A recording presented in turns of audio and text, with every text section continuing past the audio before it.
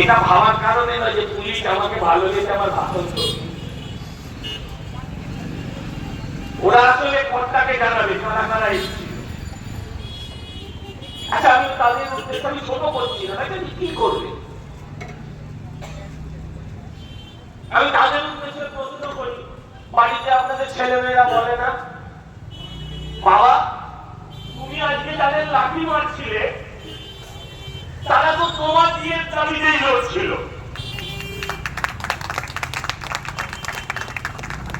আজকাল আগে বাচ্চারা বলতো আমার বাবা পুলিশ, এখন যার বাবা পুলিশ সে বাচ্চা স্কুলে,